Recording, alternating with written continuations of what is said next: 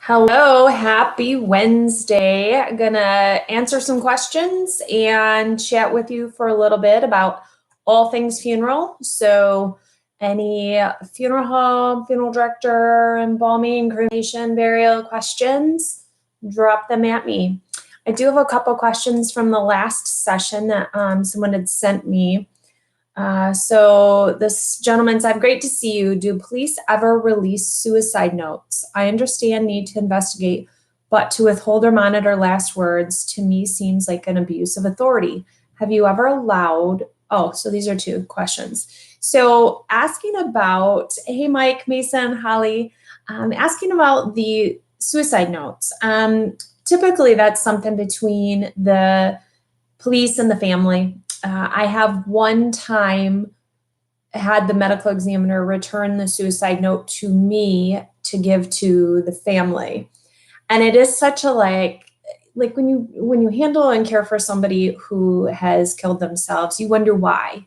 You kind of are spending time with that person. You think, why did you do this? What was kind of that moment and what led you to this? And some of those answers may be in this letter, but it's not mine to be privy to read.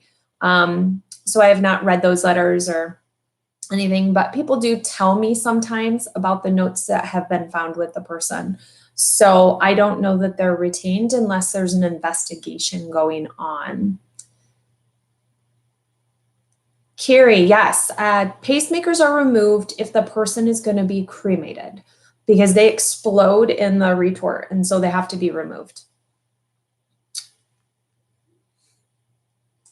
So this person also asked me, have you ever allowed or have been requested to have the family spend the night? You know, it's funny because you see this sometimes or you hear about it that somebody spends the night at the funeral home with their loved one. And I have never had anybody ask this. And it kind of surprises me because I feel like if my children or even my husband were at the funeral home, I would not want to leave ever until they forced me to put them in the ground or send them to the crematory, whatever the case was going to be.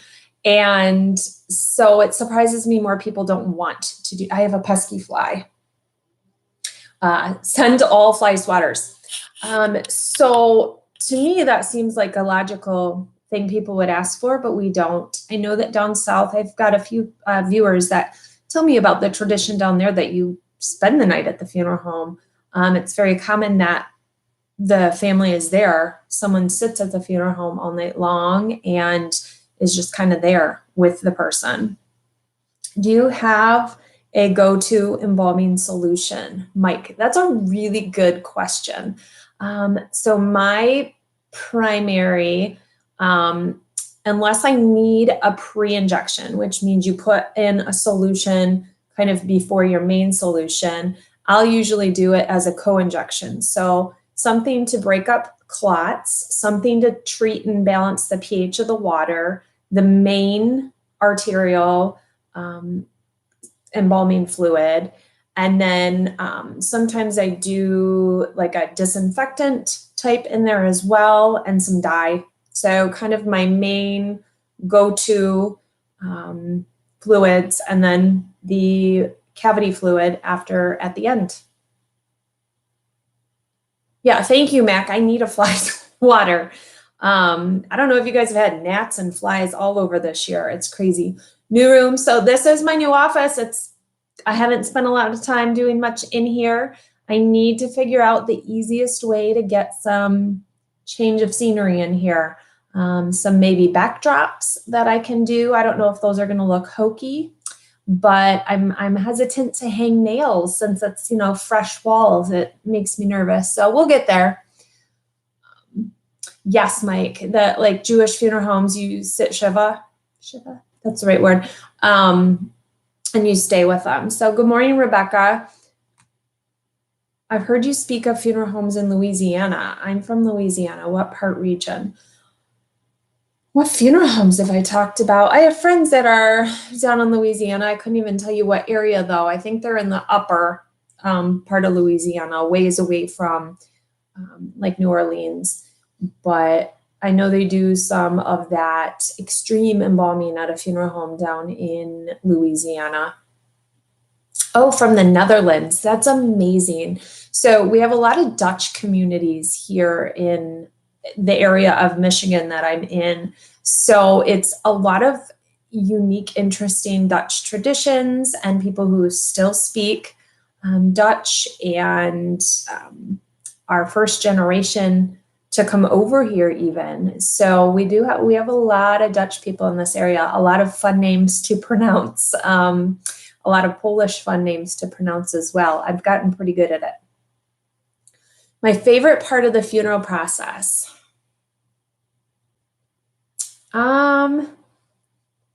Goodness, I think that's such a big question. There's so many things. It depends on the day.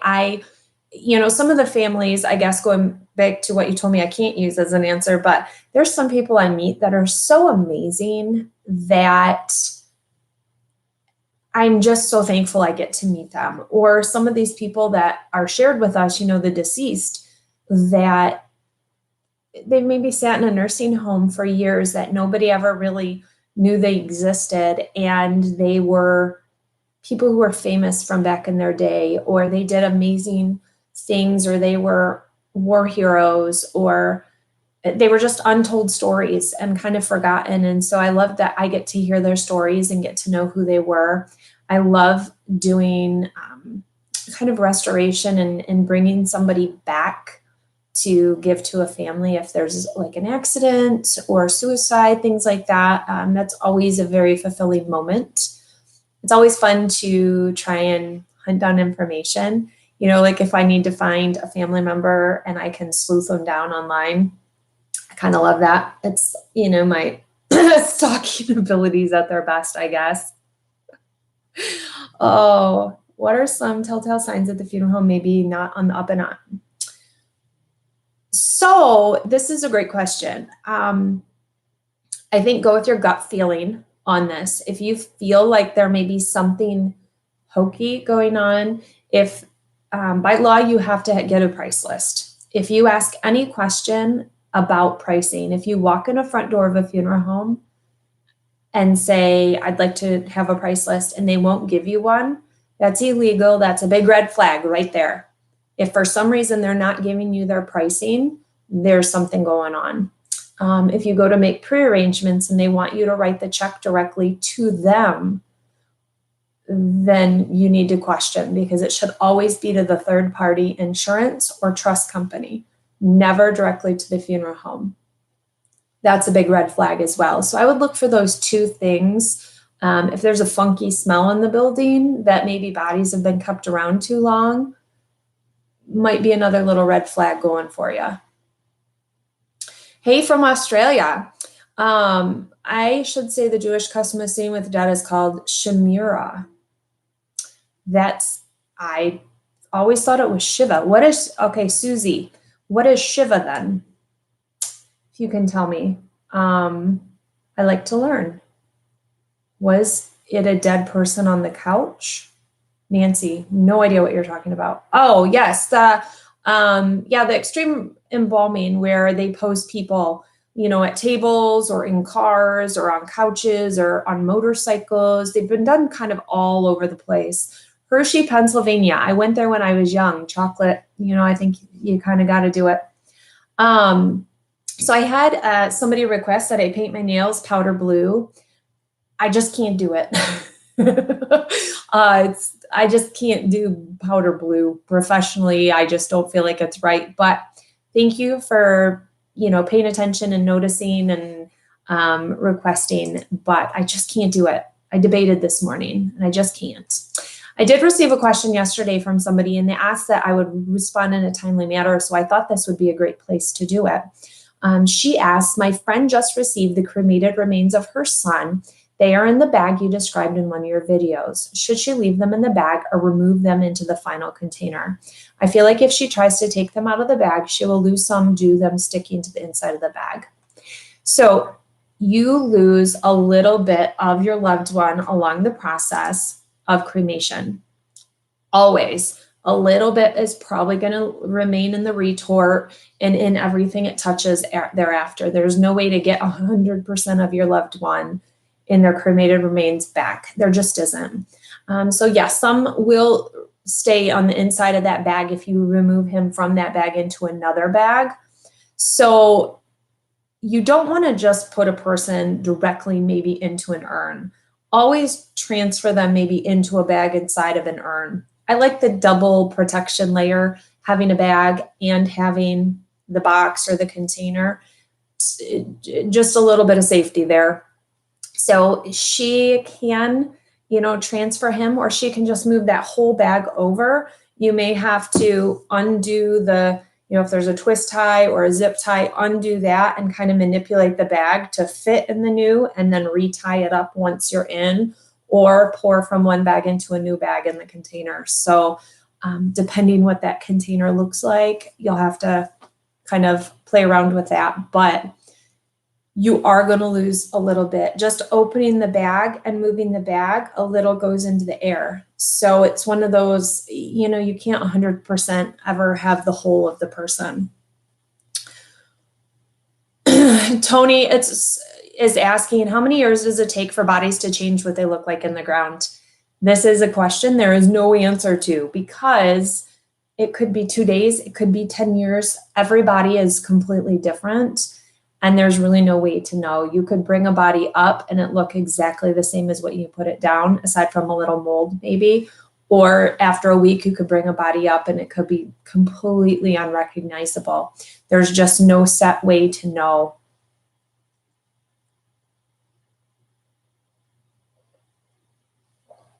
I've seen where babies were buried with their mother. Why don't they allow my wife's ashes to be buried in my casket?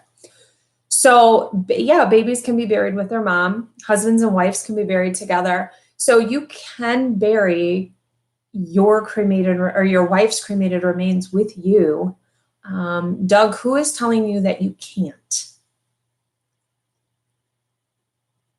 Okay, Shiva is the custom after the funeral to go to the deceased home to pray for a certain number of nights to say Kaddish or prayers for the dead. I need to do a video on Jewish funerals and really dive back in. There's not a large Jewish community near me, so we do Jewish burials hit or miss, and we don't get into a lot of some of that custom that doesn't go on at the funeral home. So I need to do a Jewish funeral video. I think this is what it's telling me. Using the new water cremation, is there anything left for the family? Or is it a complete process? Yes, there's all the bone is still left. And so the bone is then dried out and then crumbled down into cremated remains. It's a more solid structure and they're really soft after, so they have to be dried for a day or two, and then they break down easily into the cremated remains. Just like after fire cremation, it's large chunks of bones, and then those are broken down into cremated remains. Do you have a mortician picked out for yourself when you die, since you have inside information, like who's the best and such? I know who I want to embalm me. Funeral director or embalmer Chris, who you have seen in, I think, 2 or 3 videos. He's the one who embalms me in my embalming video where I'm on the table. So he is one of my very good friends, and he is one of the best embalmers I know. And so I would want him to take care of me when I die. In terms of the funeral home and such, I don't care. It's there's some I don't want to be in just because I know they don't keep their prep rooms very clean. And so I wouldn't want to be in those, but he knows, and he knows where to take me, or where not to take me, I guess. So that's a great question. But yeah, embalmer Chris, who you guys have seen, he will be the one to take care of my body if he's still around. How long does it take to become a funeral director? I would like to try. I'm in the UK.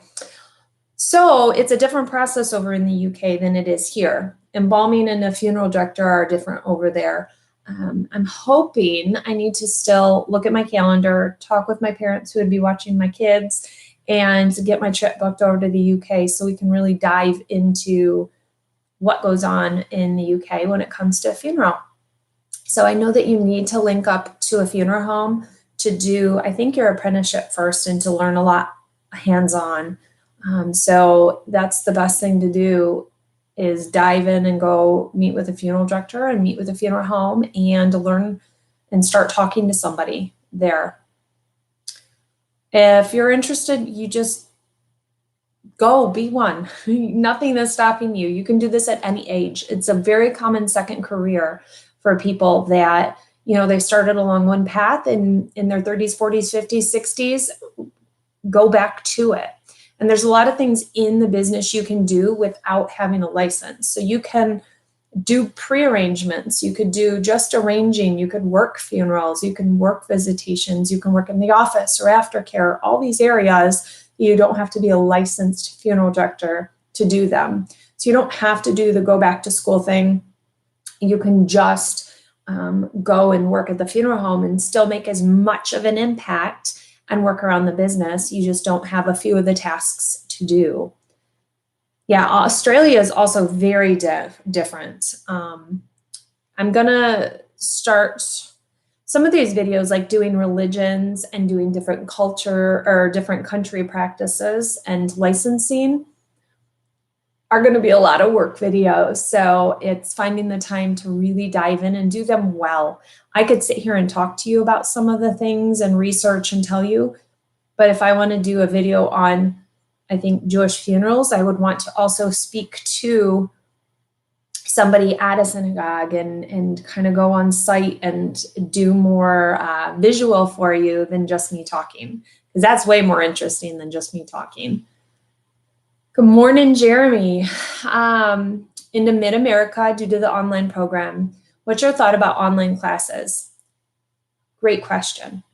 I think, online classes are hard if you need somebody to keep you at task, because online classes, you really have to keep yourself at task and, on schedule.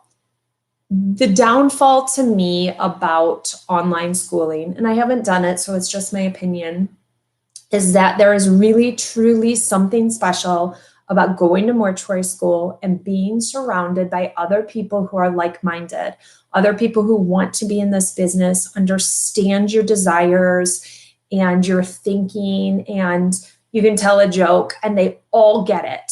And you can talk about something freely and they all understand.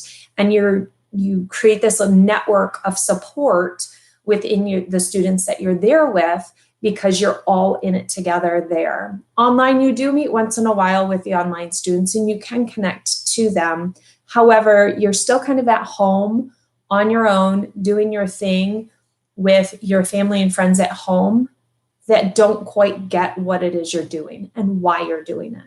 So to me, going and being immersed in the surroundings of a mortuary school is very important. So it's a 1-year commitment. It's a 1-year going and doing. If you were going to go to any other college, you'd be going to college for the most part. I mean, there's a lot of online now, but education wise, it's one of those things where you're learning what you're learning. You're not going to get what it all means until you apply it in the job setting. So whether you learn it in a classroom or online, I don't know that there's any difference. You do need to make sure that you are doing your hands-on portion and that you are making sure you're getting the most out of that. You need to have the body work behind what you're doing so you can understand the application. If you're working with a funeral home that's not helping you to learn while you're doing it and they're just getting your boxes checked and not really truly showing you the differences and things that you are doing, then you're not learning. If they're just like, all right, we're going to embalm a body today quickly so you can check one more off, maybe you need to look for a different place to be doing that work at. Do you stand at the front door during visitations? What is the most common practice up there? Every funeral home is a little different. You may walk into funeral homes and never see a person that works there, and you have to kind of find your way yourself. I grew up and started in the business as working that evening funeral home thing where you worked visitations. Hold on, my my little vacuum, you know, those little Roomba things just turned on.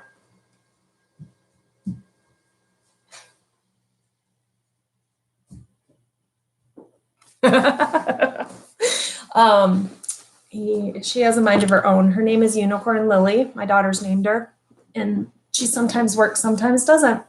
But so I grew up, you know, working in a funeral home, and I was told you don't need to lean against the wall; it will hold itself up, and you need to greet everybody and say good night to everybody when they leave. So I learned that you don't just sit in a chair in a corner and wait for somebody to ask you a question. You are representing the funeral home. You are there to welcome and make people feel comfortable and show them where to go. You need to be present to answer questions.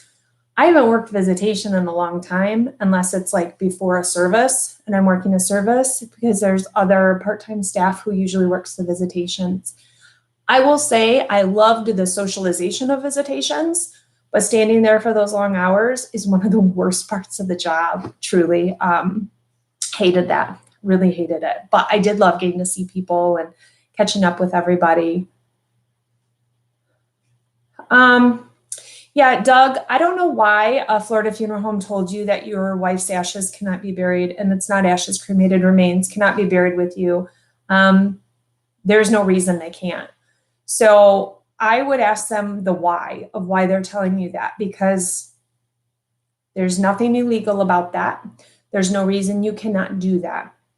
I will tell you that the cemetery may charge for 2 openings and closings because they're burying 2 people. But other than that, there's no reason. So shoot me an email if you want, Kari@karinorthy.com, and we can talk about it further. But yeah, ask that funeral home what's up and why they're saying that.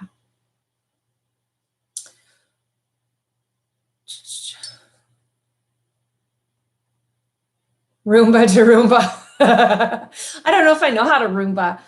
All I can think of is the cha-cha. Is Roomba to the side and cha-cha is to the front? I don't know if I should do that.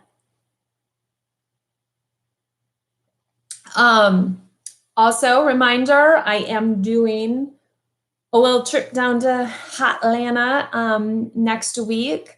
I'll be at Gupton Jones University or College on Tuesday doing a tour and speaking. So Gupton Jones students, I'll be seeing you Tuesday.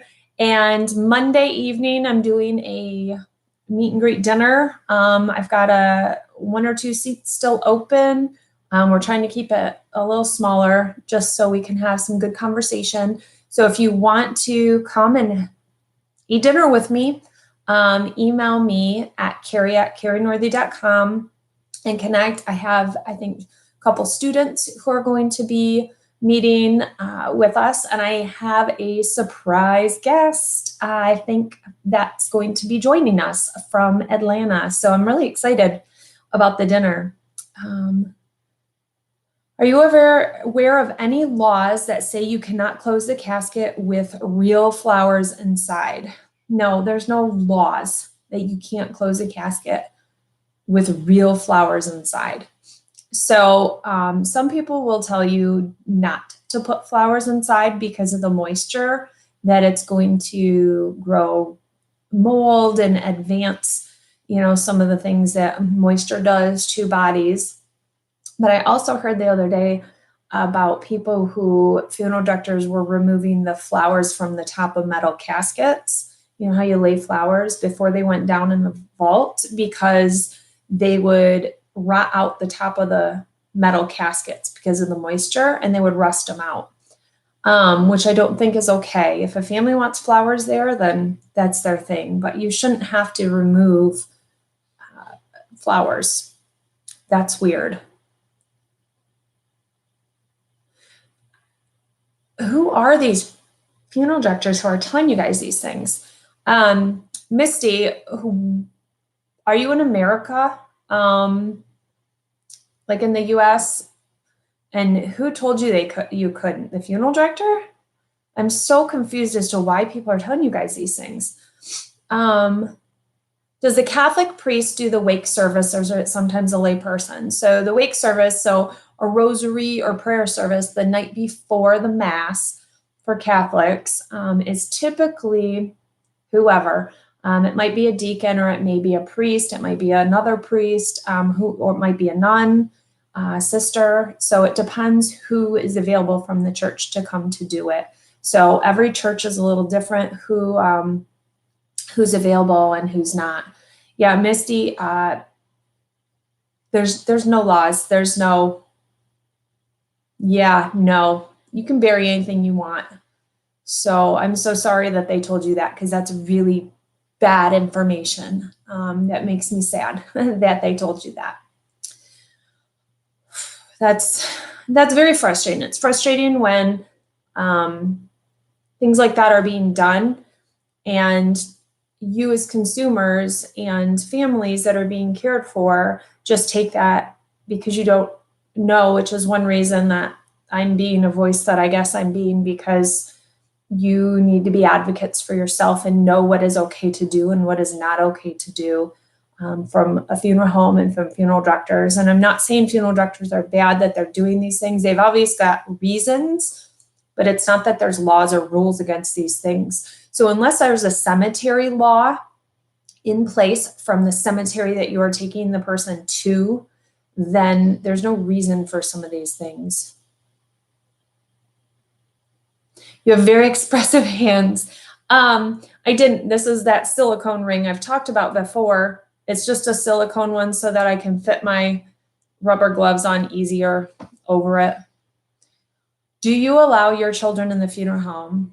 Oh, this is a great one. I've done a video on this, but this is great, Rebecca. So I will talk about this for the last few minutes. So my kids will go, like if I'm working at the one funeral home I go to work the most right now, my children will come with me. My one daughter, she's 4, will walk in, and they do a large volume. So if you walk in the care center area, there are typically, 3, 4 people that are on dressing tables in caskets, kind of in different stages of the preparation, getting them ready. And we walk in there, and she peeks up and sees all of them, and she knows that they are dead. And she will ask about them, and she will touch them if she wants to. And she'll ask, can I touch them? And I say, yeah, of course. And so I'm very open and honest with my kids, and we treat it like it's not a big deal. And so that's what they don't think it's a big deal. It's all about how you teach your kids as they're growing up. If you tell them a funeral home is scary, they will go to a funeral home believing it is scary. If you preempt anything you do with telling them how they should feel, that's how they're going to go into it feeling, just like anything. Well, this movie is scary, but we're going to watch it. Just let them watch it and let them perceive what they want to perceive from it, rather than telling them how it's going to be. So I am a firm believer in you need to let your kids make their impression of things, because what is scary or upsetting to you is not always what's going to be scary and upsetting to them. So you need to let them react in their own way to things. So we, trying to explain death and things, I found the hardest thing to explain is cremation, because you don't want to tell your kids that somebody's getting put in fire. I mean, that's a terrifying thought, even as an adult, right? So trying to explain to them that there's going to be heat, and that grandma's going to be reduced and changed in form to something different to allow her to fit in that little box.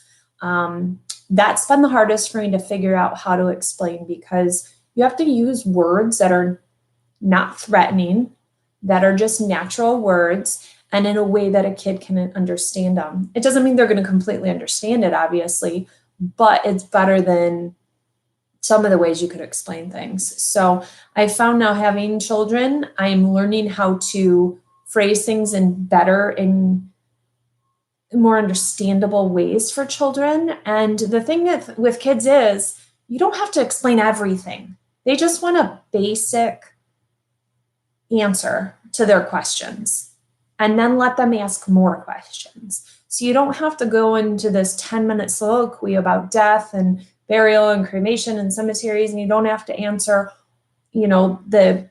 every question that there could be about it. Just answer their direct question with a direct answer, and then let them ask more when it's time.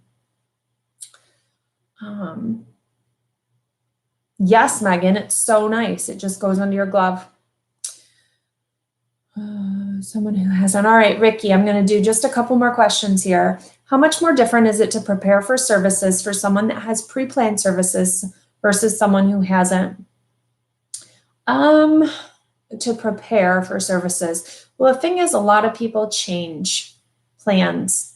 And so you kind of have to start in sitting down, making sure that they want to stay with the plans that were put on paper years ago, because they may have wanted a full visitation and service and everything, and now they just want to have an hour of visitation before the service. Or maybe they want cremation now, or maybe they want a full service where they prearrange cremation. So you have to go over all the plans with the family and see what it is they truly want now. You double check all the information again. So I always tell people, you're doing a full arrangement again. You still have to go over all the costs, and you have to talk about today's costs, and you have to just go through and make sure everything is exactly how they want. You still have to write obituaries and do all of it. So sometimes it's more work because you're double checking everything rather than just starting from scratch. So I don't know that it's that much less work for the funeral director side. It's less work for the family if they're sticking with the same path and they don't have to pick everything out. But we still say, okay, this is the casket, and this is this, and this is that. Is this still what you want to go with? So you kind of just have to go through everything again. Thanks, Rebecca. Yeah, Black Angel, you're so right. We definitely create anxieties in children the way we do things. Command line of hangers. They will not damage walls, so decorate away. Vern, I will have to go look into that. You're recently ordained as a minister and I'm interested in working with the bereaved. Any advice for a newbie? In terms of doing services or like counseling? I'm not sure which way you're asking questions. I guess for services, Misty, what I would recommend is always remembering it's about the deceased. It's not a chance to practice your sermon. That is the one thing I find with pastors is they may not be comfortable during services, and so they just preach and preach and preach and preach. I've had services where the pastor never even says the deceased person's name because they just were not comfortable, and so they just kept reading the word and reading the word. And they fell back on that, which is fine for a little bit, but the service is about the person. They need to have words about the person. So that's my biggest thing when it's come to the service. Yeah, Ryan, so the medical examiner, that's a great thing to take a job with the medical examiner, but that has absolutely nothing to do with what you do as a funeral director. The medical examiner doesn't know what we do as funeral directors because there's 100 things behind the scenes, just like we don't fully know what a medical examiner does because there's 100 things behind the scenes that any other profession doesn't know about. So if you want to work with a funeral director, as a funeral director or in a funeral home, get a job with a funeral home. Even with a removal company, you're only going to see so much of what a funeral director does. And I think you need to see the full aspects of the phone calls and the paperwork and the setting up and the arrangements and all of that. You have to see all of those areas. And Nancy, yes, the book. Everyone's asking about writing a book. I'm hoping in the next year. My goal is to get it started and get something going. I want it to be a little different because there's so many books that people have written about their experiences. Every funeral director could write a book about it, their experiences in the business, but I want it to be something a little different. So I finally got an idea recently and am laying it out, and I just have to have time to really get it started.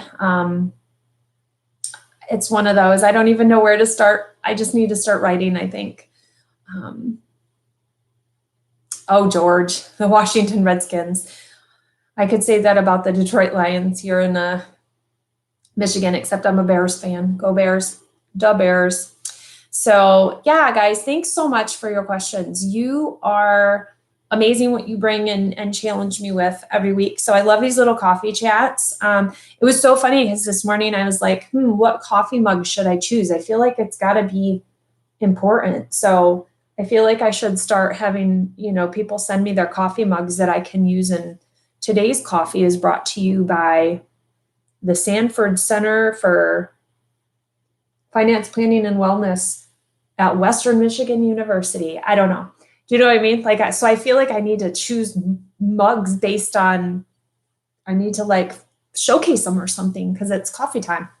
So next week, yeah, Megan, da Bears.